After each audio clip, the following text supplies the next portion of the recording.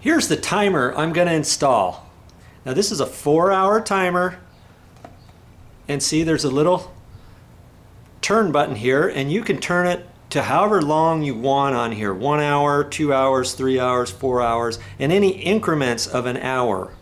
Okay? You have to turn it past a certain point to start it, and then you're fine for the rest of the time.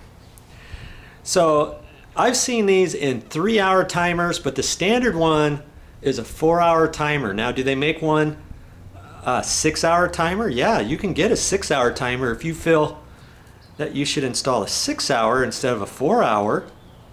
6-hour timers are usually a special order. Usually most electrical houses, wholesale houses, do not have those in stock. But like I say, 4 hours, I'm going to try that. And some other people who have a 4-hour in their rental units, they haven't had any problems, so I think we'll be safe with installing a 4-hour timer.